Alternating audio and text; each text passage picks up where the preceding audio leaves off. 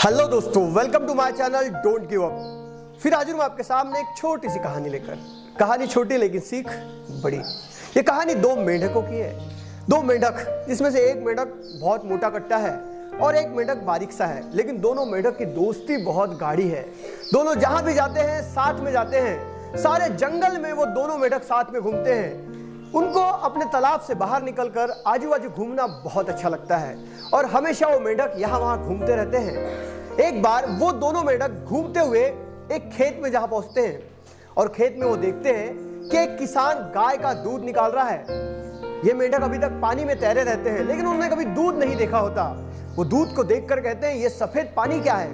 और जब वो किसान दूध निकाल कर बाल्टी में रख देता है, तब ये दोनों मेंढक आपस में बात करते हैं कि दोस्त, हमने तो कभी ये दूध देखा ही नहीं, हमने सफेद पानी कभी देखा ही नहीं, इसमें तैरने में कितना मजा आएगा।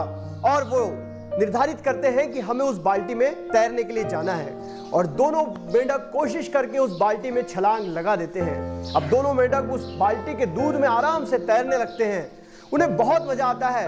लगभग आधा एक घंटा वो दूध में गोते लगाते हैं, लेकिन जैसे जैसे समय बीतता है वो थकने लगते हैं। और तभी वो जो मोटा मेंढक रहता है वो पतले मेंढक से कहता है कि दोस्त, हमें यहाँ से अब निकलना चाहिए। और दोनों कोशिश करने लगते हैं निकलने की, लेकिन दूध की चिकनाहट के कारण वो बाल्टी से बाहर नहीं आ पाते। दूध का लेयर नीचे होता है और बाल्टी थोड़ी ऊंची होती है। वो बार बार कोशिश करते हैं, लेकिन दूध से बाहर नहीं आ पाते और वो दोनों एक प्रकार के टेंशन में आ जाते हैं कि हम इस बाल्टी से कैसे बाहर निकलेंगे।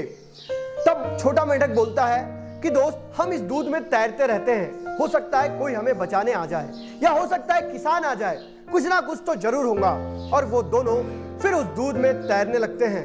वो बहुत देर तक दूध में तैरने के बाद भी उस बाल्टी से बाहर नहीं आ पाते। वो बाल्टी से बाहर नहीं निकल पा रहे थे। अब दोनों मेंढक थक चुके थे। लगभग 2-3 घंटे से वो दूध में तैर रहे थे। तब मोटा मेंढक पतले मेंढक से कहता है कि दोस्त, अब मैं नहीं तैर सकता, अब मेरी कैपेसिटी खत्म हो चुकी है, अब मैंने हार मान ली है और शायद इस दूध की बाल्टी में ही मेरा अंत हो जाएगा।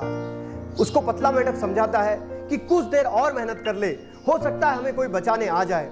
उसकी बात सुनकर वो मेंढक थोड़ी देर और तैरता है, लेकिन 10-15 मिनट तैरने के बाद फिर वो पतले मेंढक से कहता है कि अब मैं नहीं तैर सकता, अब मेरा अंत नजदीक आ चुका है। मेरे दोस्त, तू मुझे ध्यान रखना कि तेरा एक मोटा सा दोस्त था जो इस दुनिया को छोड़कर जाने वाला है। और वो मोटा मेंढक हार मान लेता है और वो तैरना बंद कर देता है और वो उस दूध में डूबकर मर जाता है। लेकिन वो जो पतला वाला मेंढक है वो निरंतर अपने हाथ पैर मारते रहता है। वो तैरते हुए अपनी जिंदगी को बचाने की कोशिश करता रहता है। और हम ये जानते हैं कि दूध में जब हम किसी चीज को बहुत देर तक चलाते हैं तो उससे मक्खन निकलने लगता है।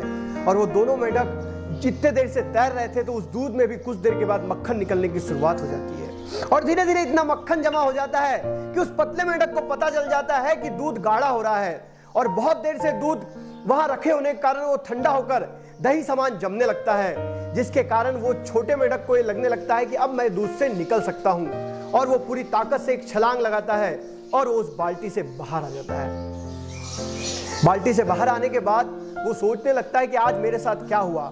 मैंने अपने साथ सबसे बचपन के सबसे प्यारे दोस्त को खो दिया और मेरा प्यारा दोस्त इसलिए इस दुनिया को छोड़कर चला गया क्योंकि उसने हार मान ली। अगर वो भी मेरी तरह कुछ देर और तैर लेता तो शायद वो भी मेरी तरह आज जिंदा होता।